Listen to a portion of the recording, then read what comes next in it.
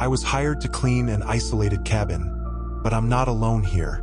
I work as a freelance cleaner, specializing in cleaning vacation rental properties. Most of my clients are owners of country houses or cabins in remote areas. I'm used to silence, isolation, and sometimes places that seem straight out of horror movies. But nothing, absolutely nothing, could prepare me for what happened last Friday. I received a cleaning request for a cabin deep in the woods. The client's message was brief. I need you to clean the cabin before the next guest. Keys will be under the doormat. Go in and do what's necessary. Payment will be made online. Easy enough. I arrived late in the afternoon. The place was like any other cabin I had cleaned before. Rustic, isolated, surrounded by tall trees that blocked much of the sunlight. I grabbed the keys from under the mat and entered. Right away, I felt something strange. The air was heavy, almost suffocating, and there was a faint metallic smell I couldn't identify. I started working in the kitchen, wiping down the countertops and checking the inside of the cabinets.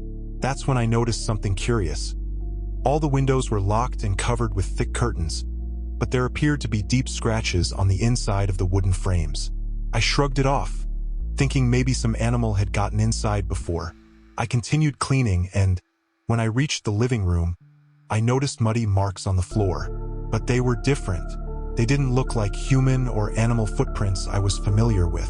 They were large, elongated, with what appeared to be 3 fingers deeply etched into the wood. That's when I heard it for the first time. A sound coming from upstairs. Something between a groan and a dragging noise, like furniture being slowly dragged across the floor. Is anyone up there? I called out, trying to sound confident. No answer. My heart raced, but I tried to convince myself it was just the house creaking with the wind. I slowly climbed the stairs, each step making more noise than I'd liked. The hallway upstairs was dark, and the bedroom doors were all shut.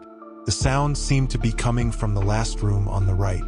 I grabbed the doorknob, took a deep breath, and opened the door. The room was empty, except for an old bed and a full-length mirror in the corner. But something was wrong. The reflection in the mirror wasn't mine. I was standing there, but in the reflection, my version was smiling. Not a normal smile, but something unnatural, too wide, as if the lips had been torn apart to fit. Before I could react, I heard something behind me. Something heavy fell to the floor in the hallway. When I turned around, I saw a huge figure, hunched over, with arms far too long and eyes that glowed in the dark. I ran. I don't remember how I got down the stairs or how I got out the door. I just remember getting into my car and driving as fast as I could to get out of that forest. The next day, I received a message from the client. Did you really clean everything? The next guest found muddy footprints, and they end in front of the mirror. I deleted their number and never accepted another cabin cleaning request. But since that day, every night when I pass by a mirror, I feel like something's wrong. Like I'm being watched longer than I should be. My security camera caught something that shouldn't be there. I bought security cameras to feel more at ease while traveling for work. I installed one in the living room, another in the kitchen, and one in the hallway leading to the bedrooms. I live alone, so these cameras were mainly to deter burglars and maybe give me a false sense of security. On the first night I used them, something strange happened. I got a notification on my phone saying there was movement in the living room. It was almost midnight. I found it odd, but thought it might have been a shadow or an insect passing in front of the lens. I opened the app and watched the recording. At first, everything looked normal. The couch, the coffee table, the TV turned off. But in the corner of the screen, I saw something move quickly. A dark silhouette. I paused the video, rewound it, and watched it again, paying closer attention. The silhouette was standing in the corner of the room, where the light didn't reach very well. It was humanoid but disproportionate. The arms were too long, and the head seemed tilted at an impossible angle. My heart raced. I live on the 3rd floor with no easy way in other than the door. I took a deep breath, convinced myself it was a camera glitch, and went to sleep. The next night, it happened again. At the same time, another notification. This time, I opened the live feed. The camera showed the living room empty, But while I was watching, I saw something move out of the corner of my eye in the hallway. It looked like it was leaving the camera's view. I got out of bed, grabbed a knife from the kitchen, and went to investigate. My apartment was completely silent. I checked every room, even the closet, but there was nothing. I convinced myself I was just tired and imagining things. On the third night, things became unbearable. I got the notification at 12:05 a.m. When I opened the video, my blood ran cold. The recording showed the living room again, but this time I was there. In the video, I was sitting on the couch, hands on my lap, staring directly at the camera. But I wasn't in the living room. I was in my bedroom. I watched the recording again and saw me get up from the couch and walk out of the camera's view, heading toward the hallway. The same hallway that led to my bedroom. At that moment, the hallway light flickered. I didn't have the courage to leave my bed. I locked the bedroom door and sat in the corner, phone in hand. Around 3 a.m., I heard footsteps outside. They were slow, dragging, and stopped right in front of my bedroom door. Then, something started lightly tapping on the wood, as if testing its strength. Suddenly, my phone vibrated. I received a message from the camera app. Motion detected in the bedroom. The video showed my bedroom. I was there, curled up in the corner. But behind me, right next to me, there was something else. I don't know what happened next. I woke up on the floor in the morning, my phone lying beside me. I didn't rewatch the video. I don't even know if it's still saved. Since then, I haven't been able to sleep at night. But the worst part isn't the nights. It's knowing that during the day I still appear in the recordings, walking around the house even when I'm at work. They told me not to open the door after midnight. I didn't listen. I've always been skeptical about horror stories. I thought they were just exaggerated tales to scare people, but everything changed last week. Now, I can't sleep, and the sound of knocking on the door haunts me, even in complete silence. I rented an isolated house on Airbnb to work on an important project. I needed peace, far from the chaos of the city. The house was charming, surrounded by dense trees, with a single road that vanished into the horizon. The host left detailed instructions on how to use the house and one peculiar warning. Asterisk, please, do not open the door for anyone after midnight, even if they insist. It's for your own safety. Asterisk. I laughed it off, assuming it was some attempt to make the stay feel more thematic or mysterious. On the first day, everything went smoothly. I worked in peace, enjoyed the quiet, and went to bed early.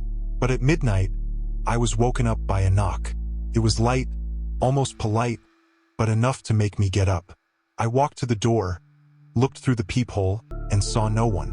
I stood there, trying to convince myself it was just my imagination, until the knocking resumed. 3 soft, rhythmic taps, as if someone wanted to make sure I was paying attention. My mind started playing tricks on me. Maybe it was an animal or some prank by teenagers. But who would be out here in the middle of nowhere? I ignored it and went back to bed. But the knocking didn't stop. At 12:30 a.m., it grew more persistent, almost desperate. I was already irritated.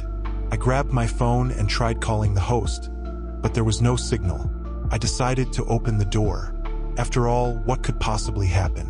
As I unlocked it, a shiver ran down my spine. Something felt off. I opened the door just a crack, and the cold night air hit me. Outside, there was no one, just the dark woods and the distant sound of rustling leaves. That's when I heard something behind me, the sound of footsteps inside the house. I slammed the door shut and turned around, but there was no one there. Everything was exactly as I had left it, but I felt a presence. Something I couldn't see, but I knew it was there. The night dragged on, and the knocking never stopped. When the sun finally rose, everything went silent again. I checked the house and noticed something disturbing. Scratch marks on the inside of the door, as if someone or something had desperately tried to get in. I left that place the same day, but ever since, every night at midnight, I hear the same knocking on my door, even now that I'm back in the city. I've never opened it again.